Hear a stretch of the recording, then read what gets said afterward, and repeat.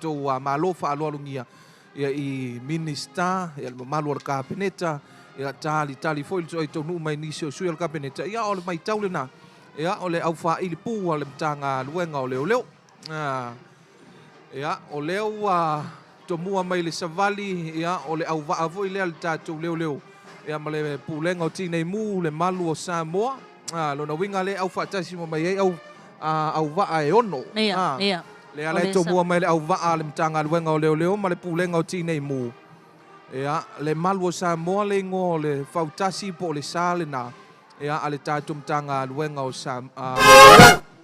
ia pe ona le malu o Samoa so atu tua i le vaenga o fulano mea mata po le la ilano mea mata ia o le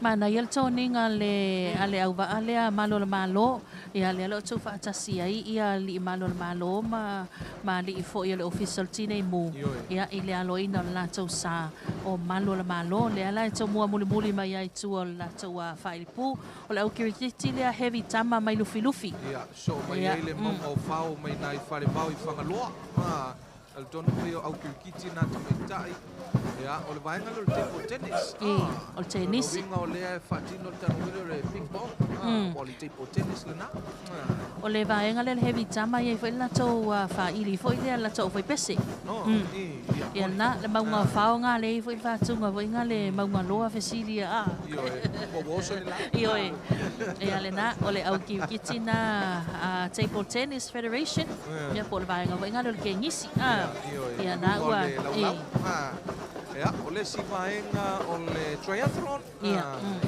o le so mai e tu o le boxing federation ia po le au fusu ia o le foi na matau o le foi ile ia to le pai fa muina David Tua se tu lang mat ina foi le na ia pe foi o nei ai ia pe ia o le tau la mua le fionga ia to le pai ia ve vai Tua promotion Samoa boxing ia male tatou tamisaga ma le sosifusu ia alu tatou atunu afua ia te Filipepe faisina toʻatele o le solo lona uiga e tele tamisaga ia ua faapena ona amatalia ia i lenei foʻi faamoemoe a le tatou atunu o lea foi ua matau o lea foi ai le au kirikiti mai melepone i Australia malaga mamao mai lava io Langa mau mai lava ia wa foi le famo mo le tatou atunu ia o le so mai le tu o le au kirikiti mai melepone Australia ia tamal faula mai la fio anga le tongo ia ia le na ua talo atu le au kirikiti na mai melepone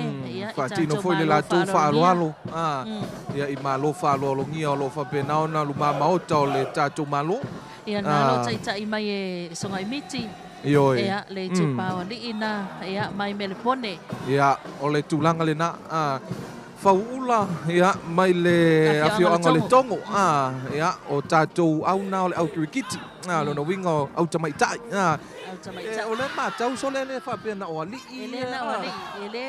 o le ia upu mali e foi le atunu e au ale ina i lava tamaitai eso se me ia ua ia tamaitai ia le na ia o le latou fa'aloalo le na i malo fa'aloalogia ia o le foi matau atu o le ia le au apia Maroons ia rugby league ia o le lalo malava famaluloa lalo malava Maroons ia i le nei foi vaenga o le tai au lalo malava man mo tele sala fai ia o le tatou asosi kirikiti fa'avau malo Samoa ia pei foi ona iai le nei vaenga o le tai au ia e mai sei foi ia o le to'atele o i latou o le na ua solo mai foi matalo atu ia ua lava le amataga o le tatou polokalame ia o le nei foi tausaga le tatou tutoatasi mai tauina ia le sangisangi fia o le mamalu o lo tatou atunuu e mai se ona ia tatou au ta'aalo taʻitasi ia o tamā o tina o tupulaga talavou o fanau laiti ia o le se tatou au lenā o le feʻetau tim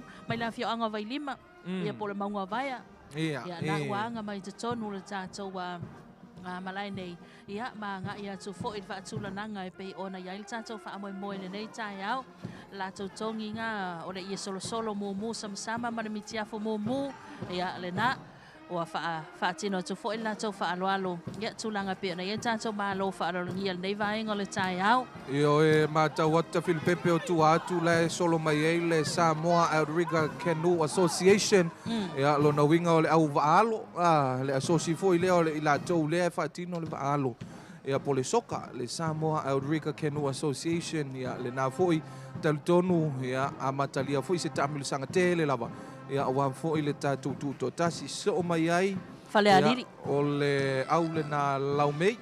Lo na winga o le au walovaa nā le asosi le nā le laumei. Talutonu pe ia o le vai ta alunga. Ia o le mai atu le au kiwikiti o le au fusu. Ia o le au kiwikiti Samoa o le o me le au walovaa. Awarawaa. Ia wai o le aso lua. Aso lua vai aso fau e tu salfa atulunga ina o le tātou polo kalame lea ia ile. Le tātou whaamoe nā tu unga longa wa. Ia o le vaenga le matamatangi. Lo whanga solo mai pea. Ia o le moana Outrigger Canoe Club le na. Ia nā ua talo atu la tu tongi lanu moana. Ia sila mai o ka se toa tele sole. Ia o le nā vaenga o le matamatangi Outrigger Canoe Club. Ia o le whanga su solo mai ia le au vaenga ia o le... Na whanua. Le au vaalo. Na whanua paddling regatta. Ia o i la tau lavo i tono le tālonga lea o le... Alonga va. Ia o loo whapena lavo na whaanga solo mai talo atu. Ia i malo whaaloalunga whaaloalungia. Ia i le nei foi vaenga o le tai au. Ia mātango fia lanu wai. Le ese uma ia o asosi makanapu taitasi. Ia o tālonga ese ia i tutono le tātou atunu. Mo le whaamamoe o le ona sulfante usanga le tātou atunu. Le tātou tutoatasi. Ia le si foi le nā vaenga mo talo atu mana ia le tātou toninga lanu mumu whaatasi ai. Ia male fi mo le fua. Male fi mo le fua ia po le tātou loko le nei foi tausanga. Samoa watasi. Samoa watasi. Mo se ata fau. Ia. Le foi mātau ia pe ona tau. Ia tunu ia foi la tu mai tunu mamau. Ia. Ia a mātau atu iai. Ia le foi ia Australia, New Zealand, America. Ia fa pe foi. Ia naua so mai e tua o le au netball. Po le au netipolo. Samoa. Au netipolo, po le sosi netipolo Samoa. Ia na le tai mai le skopa. Ia o le vaenga le St. Mary's. St. Mary's. Talo mai foi. Ia wa foi le nei tai au ma le tātou whaamoe. Faisito a tele tu pai, ia mai tau mai le tātou atunuu. Ia faisito a tele pule ono le tuatane, ia le na. O le uni la kapina le tuatane le 7th team. Ia bana tua foi sa ilinga siampini a onga, ia le foi na... Mata ina foi, le tūlai mai foi. Ia le tātou kolisio i tuatane. Tonu le au la kapil nei. Le o mai le tamusanga la kapi foi le malisi sanga to Joseph. Le fatino foi. Ia ile nei foi masina le masina foi le masino uni. Ia o le famoe la vai tasi.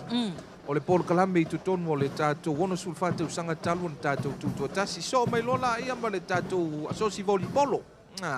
Ia taita mai foi le fionga le Brestene. Ia me se foi le asosi. Ia ma kalapu taitasi o lo i tutonu o lo tausini oi le tamusanga liki voli. Ia o le tātou tutoatasi. Ia o le nā kalapu le mikasa.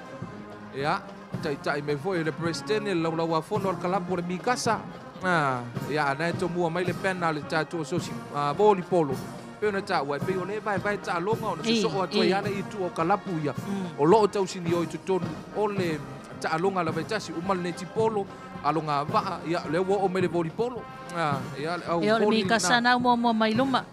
Ala to toninga. So o to tua male auso volleyball. Ia male Golden Eagle. Ia o la to mai to le laumu o tu mua mai fenga. Ia me se foi so o atu wai ia o le siufanga. Siufanga. Ia leone pai. Leone pai. Ia mai siufanga. Manaia. Ia so o toi le ma o kasa. Ia ele faisina le manino atu ona na ua mua na sisiva na ita maitai na ua mua na faali fia ia ele fa sawa tatu pena. O le tuma lo no ama numero lua. Ia ma le fono fa vai le i tuma lo no ama numero lua ia lato au voli foi le na na wanga mai tonu ia le au kirikiti ia tabaitai tanu nga manono taino le ia vai na la tongi la nu moana sama mafusi ala tolu io se o ninga ia au kirikiti tupai e longo fia fusi ala tau ia e tonu pe le na wa fa mai a mai foi e a pe o le au voli ia me se foi e o le solo muli na ia pe tonu pe se au lakpi ia se e foi le taita i o le tatou malo ia me se foi ia o le mamalo le o pala aulia ia ai o fa lava ona fa mai a mai ia le tatou solo tele ia o le nei foi tai au te ia ta wa fa tai le tu o langi le le fa i o le nei mai aso ai wa amatalia le fa mo le tatou atunu sta sina vaenga ta wa tu pa ia o le asati munga lava na vai aso mala amatanga nei vai aso ia le wa mai le ile lao le ia mo le tatou fa mo ia wa le so ia o le aso amata le ma por kalame amata ia o le tatou wa fa mana tuina le tatou ono sulfanto sanga ia silatu ia le na ua o le afionga le li palemia le fionga le taita i le malo ia manisi fo o mamalo minsta ia ai mai sel sunga fa fenga inga wan tatou fa moe ia o le tanga i mai le na mal sila mai na tono tatou fa le kapoleni ia mo le tatou wa auta alo malava ia ele nei vaenga le tai au tal donu pe le sisi le tanga vai o le tatou wan tunu ia langina foi le au fa ile po ia le tatou mtanga wenga o leo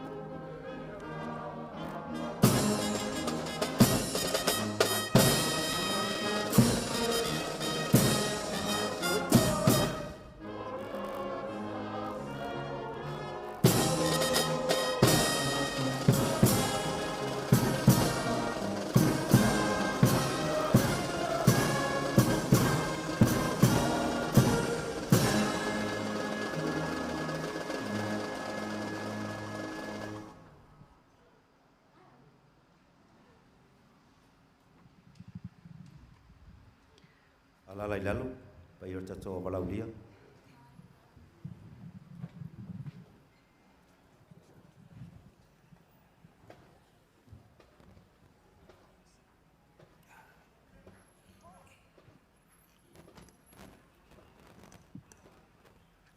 e ai le langona o lea ua marutau e matangi ala lua nei o leo ngā tutonu ngā le mu o sinave maulu mtotua. Fio ai alo sina. Pa ia langi salvalas. Tau si vātele wharitonu malvai ngā lepa. Ea male mamalu i atu i sā mau. Ua pau mamaunu ai nele whongatia. Pau tua au mafua malu. Savei o lolo ai nele saunga ua mapu e te sā. Ua langa fo i le ngalu furia wha. Lea ua tātou kutai ai mga whitau soi fua. I lea lofa maleanga le lei o le tātou tāpa au sirisi. Tō ngā tāli nei tae au. I le sua o lau sunga le taitai o le sauninga. A fia o lau a fionga i le taitai o le malo. Lau a fionga le li palmia. A fionga i mista o le kapineta. Fia a fionga i mista lango. Faululunga matanga luenga. Ia meisi fo ia o whalapa tonga tu maoti ar tātou malo. Ia ai meisi fo le pai ar tātou walaulia. A fionga i prestene. Pa ia ma le mamalu o laulau o asosi ta alo, makalaku ta alo. Pa ia o Samoa o poto. Pa ia lava lea o wā a inga matama, tama ma inga. O le usonga tu mua ma pule. I tu au ma la tau a inga ritai. Ma le vā o whonuti. A vea lo leo e whai mafonga o le tai whono. Ia o le komiti o ta alonga o le tutoatasi o le nei Tausaga. Ia o te whātalofa, ma au alofa atuai, ma lor soifua, langi e mama, ma loa I lau tae au o maua. O so se whamoe moenga, o leanga I whanua, o lo tātou atunuu. Au le la loa so tātou la. E au lava on tātou fesili le atua. Tātou te asamo I le atua, ina ia tō mailo na manuia. Ia ina ia uri masao le tātou wha moe moe o lo mane. O le mele o te walau atuai malanganga whaloalo. I lau sunga I le taitai o le sauninga. Lau a fionga I le ti akono. E ti lasi e ti.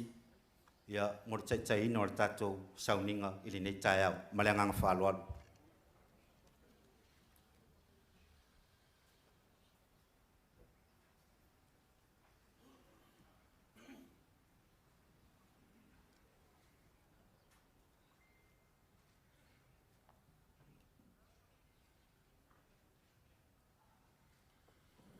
O te mua o na o whātu lau I le awhio I le paia maualunga o le malu nei.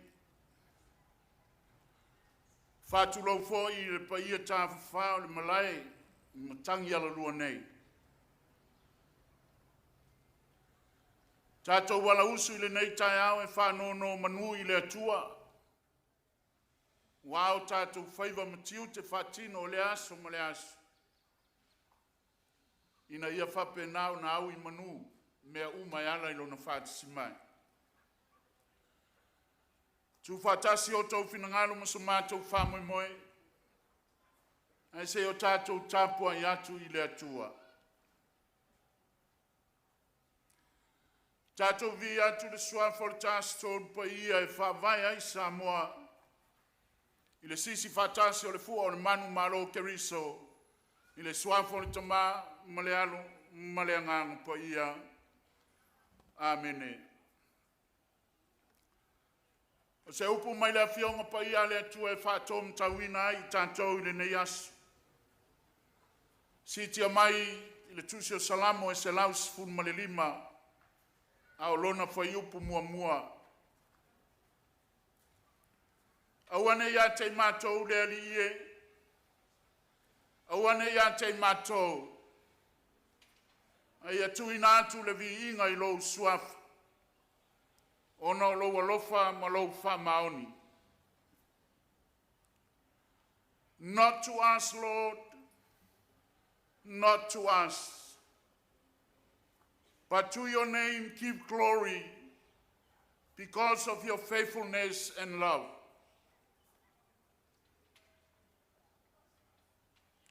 Some expression from St. John of the Cross, to all of us who gather here this morning.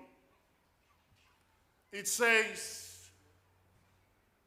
all Christians should always remember that the value of their good works is not based on their number or quantity and excellence, but the love of God, which prompts them to do these good things. It's not the quantity or the quality and the excellence that pays the value of our good works and good deeds, but it is the love of God that we have to value, because the love of God is what prompts us to do all the good things. Fai mai ni manatu whare poto sangato Ioane o le Koluse. So se kerisiano lama e te tau o na manatua o ngā ruenga le lei e le whaavaea ona o le whātinonga i le au whainga po le numera o le whātinonga, o le matangofia o le whātinonga. Ai, i au tātou manatua, e whāwai ona o le alofa tūnoa o le atua, o le na whao sofia i tātou, e whātino mawhaia mea le lei. O le nāle aunga au te, o le tātou a inga sila whaiai le malayo i mtangi ala lua nei.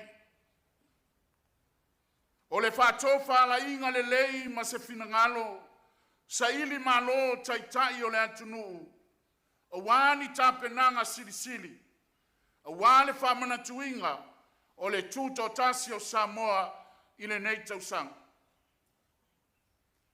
O le mea moni o le alofa o le atua, na whao sofia i la tau, ina ia tāpena ni tāpenanga mātangofie, a wale manuia o le atunu. Lea ua mafuai le tai au le nei. Lea ua whaso atu i a te utau. A wasa au tau tāpena, mafuafua, mawhanga solo mea uma i le whamaun. Ina ia whatino ai tāpenanga mawhamoe moenga i le manuia. Ai awane i ngalo i a te utau le whiau o le tala le lei le nei tai au. Whai mai le whai salamo. Awane ia te mātou le alie. Awane ia te mātou. Ai fo i atu le vi inga i ante oe. Wa o oe o le alofa ma le whamaon. Le alofa leo le tua e whao sofia oe. A e malo, e te malo wha te mari. A e malolo, e te malolo wha te mari. Whatino mea uma, ina ia, tu mau ai pēa le whialo whani, ai maise le nonofo file mu o si o tātou wantunu. E a mata mai le aso le nei, a wafoi, e tā ano atama, a o le uso. E i uai mea uma i le manuia, ai foi le viinga i le atua, a wā o ia, na whao sofia fina ngalo ma manatu le lei, a wale manuia o Samoa tai au. Langona na ma manatu nao le nei tai au. Awa e te alu ma o manatu whaari tangata e whaatino aili, ta longa ma fuanga o le a whaatino. Ai alu ma le alofa tu noa o le atua wala lanu ai tato. Ina ia e malo ai, fuanga whaatino le nei asu. Ina ia pupula mai ai pēa le matangofia o le atua malona file mu. I to tonu ia te tātou. Ai whamanuia ai fo i si o tātou watunu. Se o tātou tutala. O le nganga o whaftai le nei tai au lo mātou tua. Ina wei whatau nuina le nei whamoe moe i lo walofa ma lo wanga le lei. O le aso sa tā pena ma fuafua i le tangata. Sa tau mate wha mea tai pe tua mania.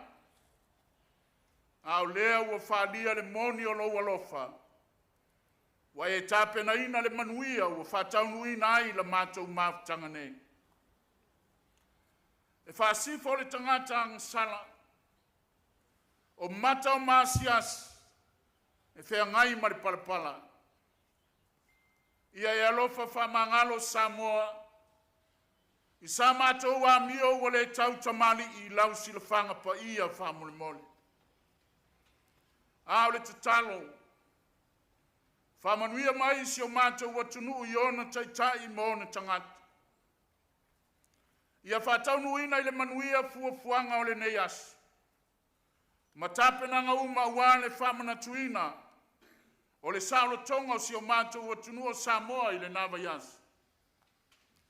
Whatasi mai oe lo mātou tua.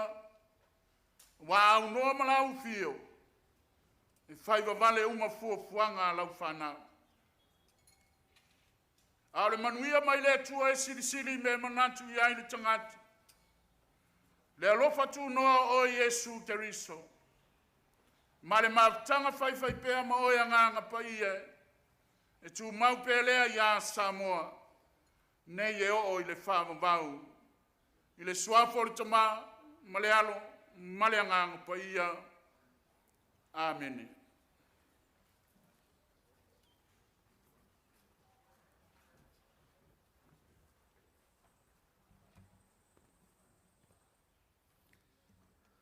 E le langona o lea ua whaafonga i o wale taulanga o sitia.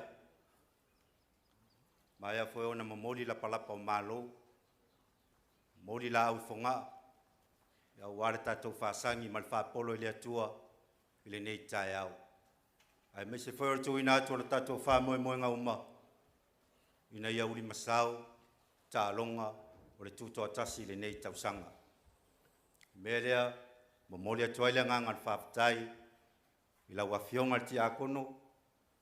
Tu sai foi ma le upu folfola, o le upu whalai au, upu whamalo si au, o le upu e whaatoa i le loto, o le tama, o le teine ta alo, ai mai se foi, o a tātou o fisa o le a whafoeina a tātou tālonga, ina ia whaia ma le whamaoni, momoli atu aile nganga, o le whamalo ma le whaapatai, i la wafionga le ti akono le nei tai au, o le talo, ia whaafuru mai pia i le langi, tō mai pēle langi te tō wha le atua, ia awa le ngaluenga tālai, ai mesi o le whina ngalo tālai o le atua, ia olo nopia ia inu o mawhioanga. Masalo se taimi, ia on whao atu foi lea, o se mea alofa le whionga i taitai o le malo, ai mesi foi o le komiti o tālonga, o tapenanga o tālonga, ia mo laua whionga. Masalo le nei tu la, ia o lea ua tātou walu i le whainga o tālonga whaavao malo, pei o le Olimpeka, ia mai se foi o le Commonwealth, e ai tau tinonga, e whaia, e se sui o alii matamaitai tālo, ia mai se foi o sui o ofisa o lo whadi, ma whaatonu o tālonga taitasi, ina ia whaia se tau tinonga, a o lei a mataina, ia whaanga tama mo le sisi ngā fua nei tausanga. O le mea lea, o te wala aua tuai le sui tamaitai, ia ua vea o ia o sui o tamaitai uma o le atau sinio le nei tausanga i sos whaanga tama, o le sunga ia ngongo uli uni, ia mo le whaatino ina o le nei a tau tinonga.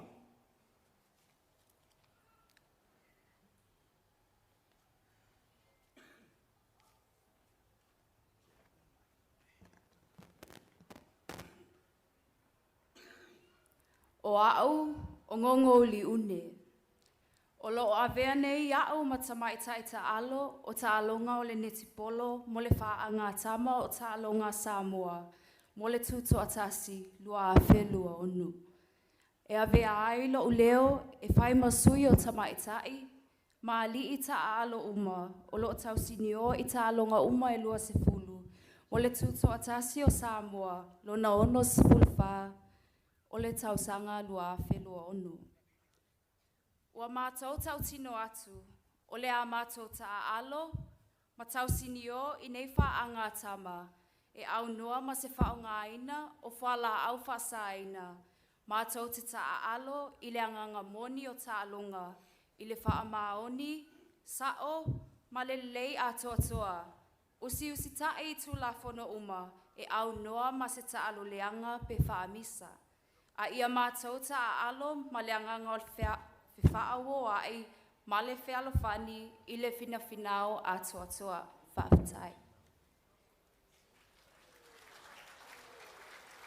Whaapatai, lau sunga ngongo, te walau atu i le sui o atatou lofali, ai mai se foi o whai aonga, ia mo le tō lau ina o le tau tinonga, lau a whionga masui sui, kena wei maisa.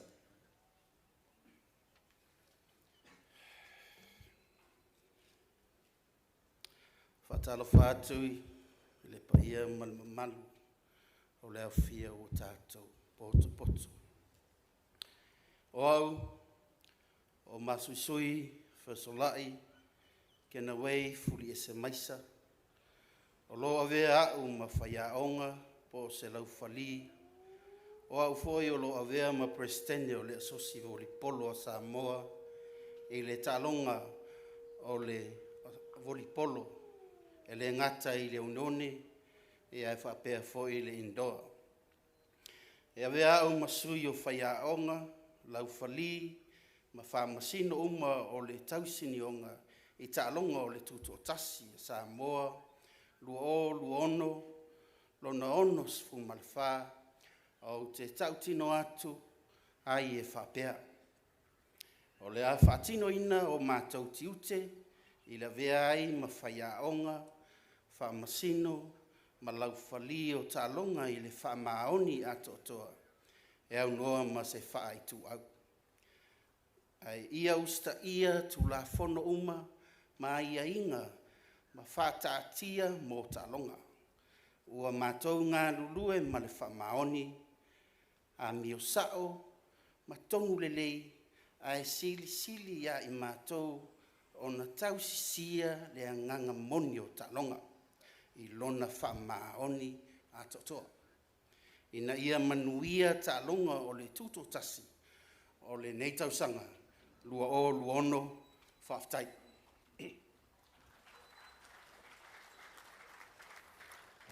Tua mai se patpatele, wa mai ar tau tinonga, ia mo le sui o rii, matamaitai tā alu, ia ele ngatai lea o le sui o whaiaonga, ia matatou ofisa mo le whaafue ino a tatou talonga.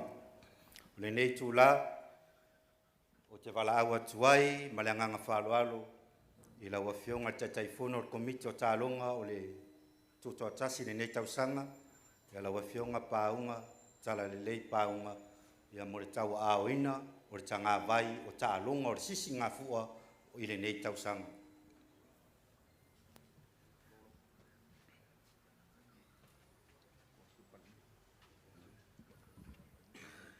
Pala watu foi ma le anganga whaaloalo, i la wafionga taitai o le malo, ia, mo le tau aoina atu, o le tatu tanga vai, o talonga o le sisi ngā fua le nei Tausaga. O te tuina atu le nei tanga vai, o le fua o le whaaloelo, o talonga Samoa ono, i le tutoatasi ono sumawha, ia wafa ngā tama Samoa, i la wafionga taitai o le malo, lo sunga le palemia, whaaftai.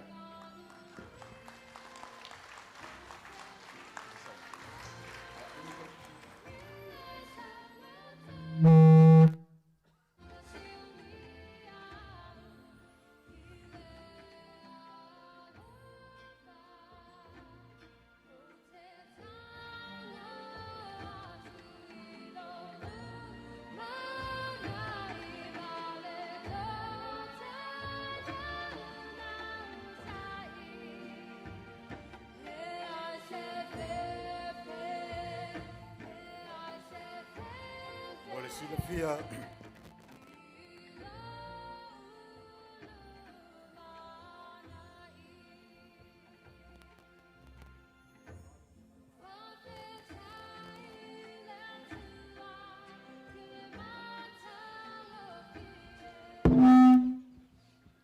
o niso tapau matamali wa afulu le soifua le tautua toto i le tautua ina o Samoa i so sfanga tama lo iai le fionga ya famuina tortai David Tua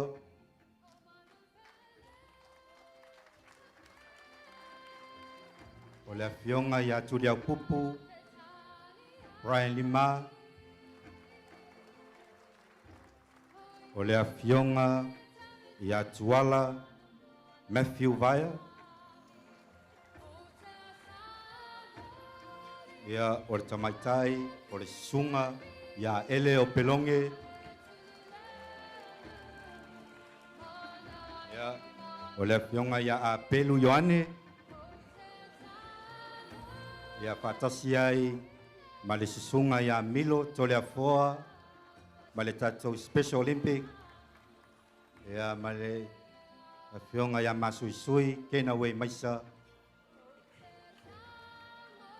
La tau ia wa fai masui ia moli mawina foi ia le sisi na e o le tanga vai o tālonga ia o le nei tausaga lua o lua ono.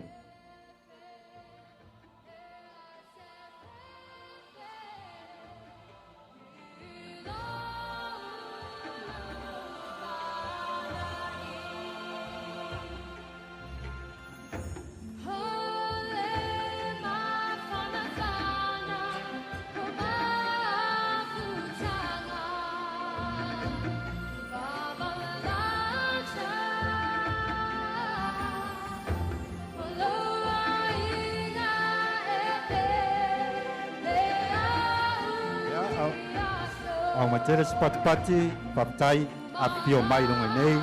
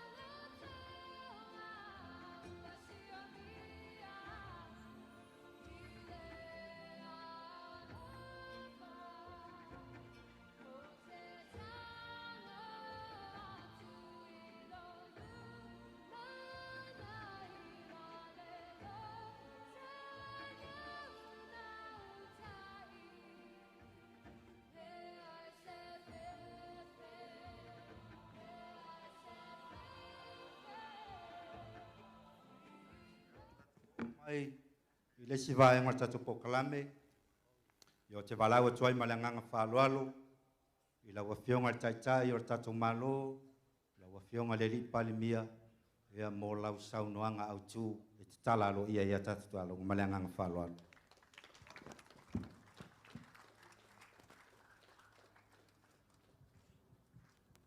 E so se whainga mea Samoa. E te tau lava o na te tala lo ia. O te walau atuai, le paia, ma le mamalu uma o tātou au ta alo, o tātou whātasi le nei aso i whaangata ma uma lava le atunu. O le a te tala lo ia lo tātou tae au. Bangele, tā mal tātou pese le la whai tātou soa. A whia mai, Hatia! Alo! A whia mai tau saro le atunu. O mai tātou tau pōu ia te tara tātou asu.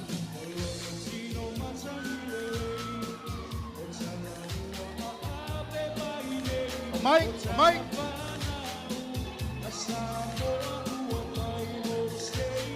Hatia!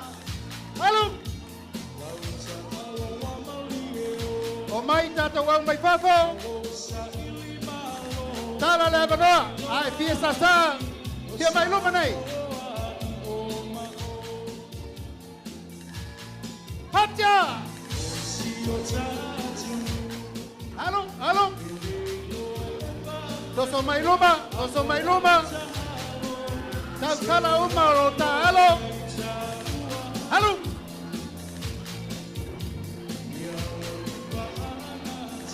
Doso mai.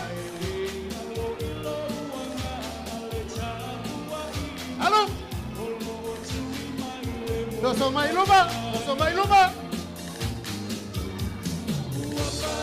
Hatia! Pat!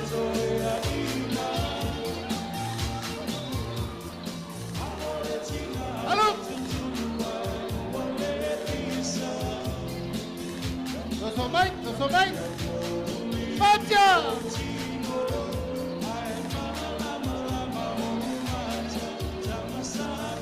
Amerika ko wapa kupe rumah i. Halo. Ya, lalo la ya. Siapa mai? Halo. Lalo mai. Baca.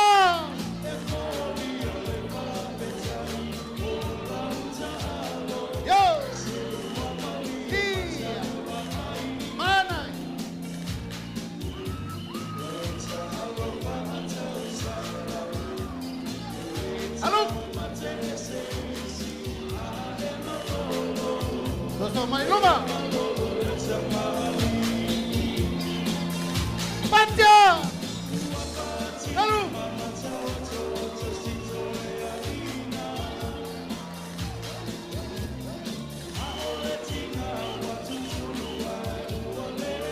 Halo, halo.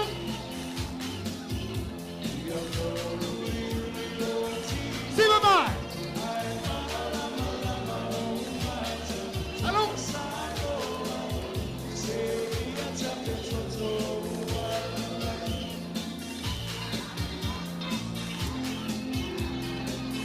Patia. Hati. Halo.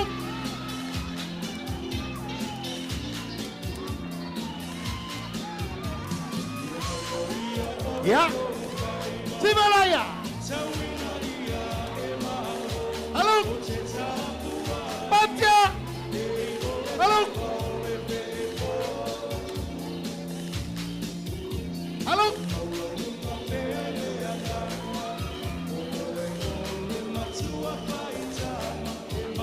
Bale. Oh, ya weh. Patilaya.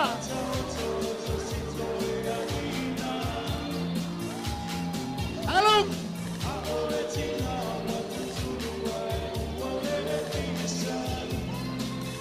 Bale.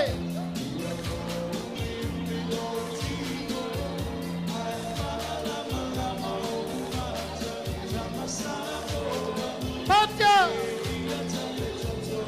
Hey, hey.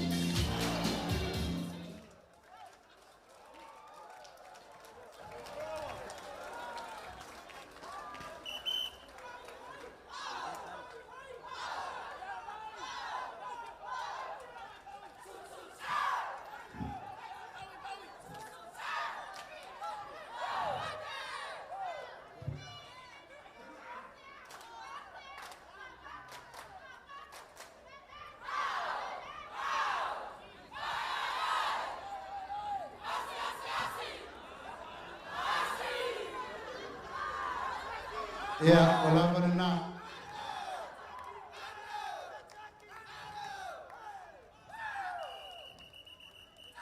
Elelei le fa umar tato pese lang leo mai la wanda kapa. Te ua fa le tonu ses. Ina nanga fa lalo o te tula iai e fa talofa ma fa telo iatu le paia ma walunga o le tātou mawhitanga ni ne yasu. O lea ua mai ana pai ulu whanua, te tai ao, e ala li saunoanga le whonga o le tātou porkalami. O lea ua mai a po malo, saunia iai le sunga le whawhengai ngā taulangi.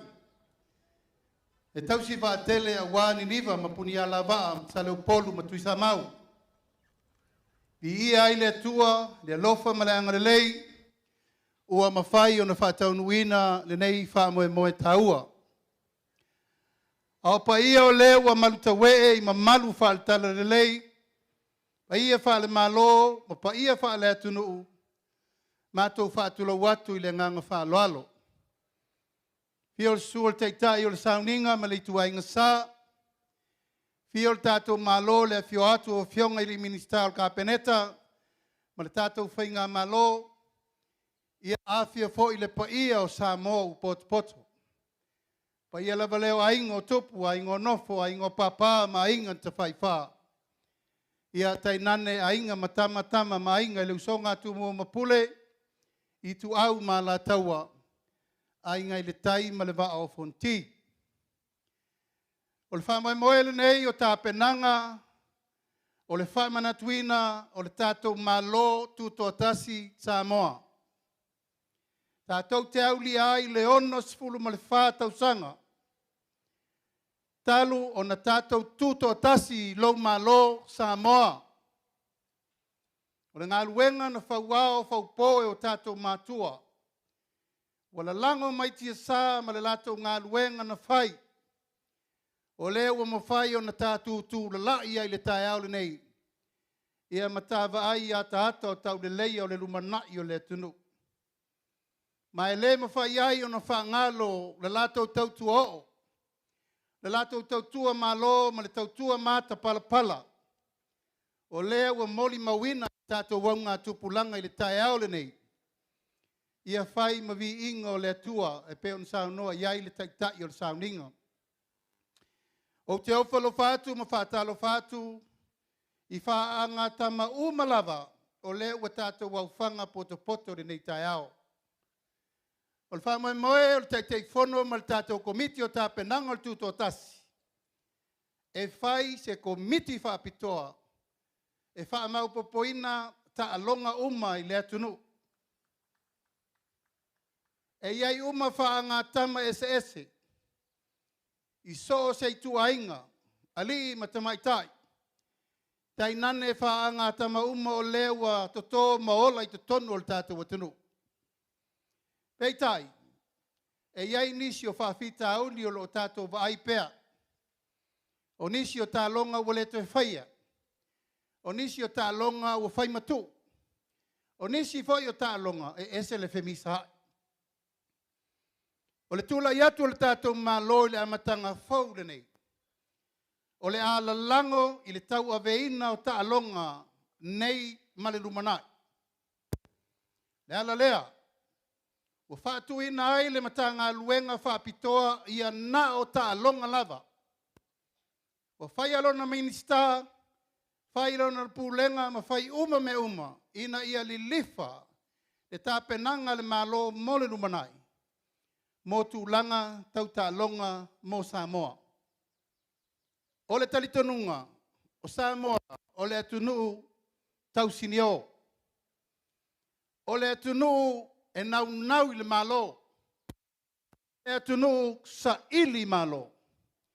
Ma o le atunuu e fie fai me sili mo lona atunuu, ma lona malo. E iai le tae au le nei. Au tau whaafafonga i le pese lea na tā nei len tātou sivai. Tama a Samoa. Tau mana tunapu i upu ma whai upu ma le tali o le pese le nā. E ma moli mai iai a tātou uma o lo iai whaanga tama. Le mea o lo ta oto iai le fatu le tunuu balantapo inga. E whapena fo ina ma moli atu iai le wha moe moenga o le tātou malo mo le lumanai. O le ala lea, a utau sila. O le wa mata lo ia nei le tāpenanga o le whamanatuina o le tātou tutoatasi i mea tau tā longa. Se mais tātou patpati. O le whaata ua le nā, a le tātou malo i tūlanga tau tā longa. A wafo i watalitonu. Wa pipile suafo Samoa i le lalolangi atoa. E ala i tau sinionga tama whanau o le atunu ma tātou mātua na mua atu. I leto e tau whailonga ina leo tau si sila mai lumanei. O nisi fo i nei o tama whanau i le tātou fo i teimi. O le sa ave ma ave fua o le tātou atunu. Mo le tau ave ina o le ingoa tau le leia o Samoa. I whaanga tama. Tu e mais tātou patpatele mo la tau nei. Ia a toa fo i ma outou umalawa. Tātou uma le iai le so. Sa iai loutou ngā luenga, sa iai loutou tautua, sa iai foi loutou mātongi e ala i wha ngā tama o le tunu. O le tae ao le nei. Tae ao le amatanga fau e amata i nei. Le wha mana tuina o le tātou wono su whatau sanga.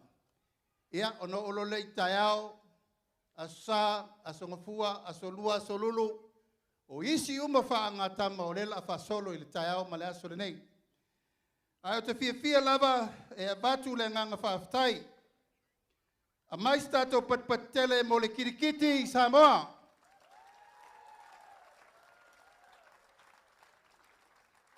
Aua tama ma aua teimi. Mais tātou patpatele mo tātou au kirikiti mai whafo. Tātou au tālo mai ano mai whafo. Ia whaaftai lo tō wafio mai, matala mai au o mawalunga i tātou whamoemoe. A mais tātou patpati mo le awalo whautasi uma.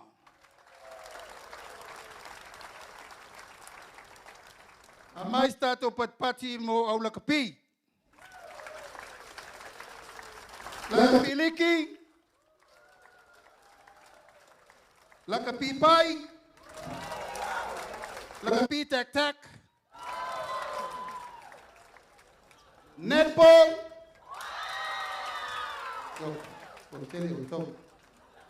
Soccer. Tātou table tennis. Tātou volleyball. Tātou hockey. Tātou autapolo. Tau le langona. Tātou afusu. Tau tele lau fia fusu. Beach volleyball. Basketball. Badminton. Ia manatauwanga ai. Ia auto uma ia li tauwanga na. O le wha moe le na o le nei aso le paia maa walunga o le tatou au walauria. Ua tā pena le malo e whaatau nuu tu nga uma. Au wā le wha mapu eina ma le wha le leia o tūlanga tau talonga. O le whionga le li minsta se wā muri whasi se tūlai fo lunga. Te wā muri. O le whionga le nā i le li minsta. O le uruai pine aulo le a Samoa il kausanga le olimpeka ta si walu walu walu. So se mea tau ta lo sanga, tūlanga tau waonga, o e tera noam se wā muri malan CEO. O umana whaavasenga le tātou malo fitu walu miliona. Whaavasenga umai tūlanga of sosoani mo mia, mo so se tālunga le tunu. O lona winga, e le te tau, o na tātou toi malolo i se whaangatama tau te masi iai. O le tā pena tūlanga uma, peo tūlanga masani, wa sfuru tausanga, tā luna le toi maua ni tau i o tau i e sa pine aulo, i on sai. O le la toi whonor ka peneta i se aso, le whaiungo le vai aso le nei. E ona toi ta pena mai la ia se wa muri o le pepa le na, mo i lato uma lava sa pine aulo a ele i maua ni tau i le lei. Ina ia whai ia le wha manatuina o le tātou tutoatasi. Ia maave ai se wha fitai alo ia. Ale tātou malo e ale le manuia o lautou tau sinionga. O le mātou te talo, tau no le sunga le whawhenga inga tau langi. Ia e fia te malo. Ai sili aina e fia pe ai whaia ina. O le mau whaavae le nā le tātou pesere na usu nei. A e malolo whatamari. A le aunga ato le tātou whamoe moe. O le tū whaatasia, o loto maanganga o tama whanau le tunu. Ina ia tātou maua le whaalofani so se whaanga tama. Alofangia le tua le whamoe moe, e whaia uma le tātou launga tongi atoa. I le aso lulu, e whaai u iai le tātou tutoatasi. So play well and leave. Ina ia manuia le whaanga tama wal tātou si Singapura, so i fua mai manuia.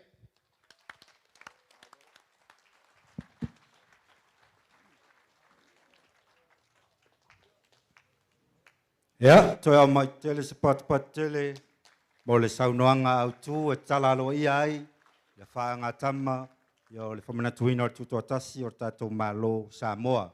Mo le toile nganga o le whaapatai ma le whamalo, i laua whionga le taitai o le malo, o laua whionga le lipa le mia, i le tano o pau, o whaafonga foi le paia o le tātou watunuu, ia e mese foi au o tātou au tā alu, whala i au o le whamalo si au, ia ma le aunga, ia tā alu o iso. O mole toile nganga fa tai mal fa malo la wa fionga anga le leile tua ma wa pele to fa la wa fionga ya me se foi yo pa ia foi o wa fionga i minista yo tato fa nga malo ya war tai tai ina o tato watnu ya fa tai so mato leo mo mole foi le nganga fa tai mal fa malo i tato auta aloma ya mole awai mai tato fa mo le nei tai au ya war tsala lo ia o ta longa. Ia o le whamanatuina o le tātou wono sifurwha, talu ona tatou tutoatasi. Ia, lau afionga le tia kono, ia ua leo ta pena foi, ia le afionga te taifono mar komiti, ia o se seleni fatauwaa, ia utuai lo sa anga le leile atua, ia i le ngaluenga, ta la ai o lo whianga ia i malau afionga.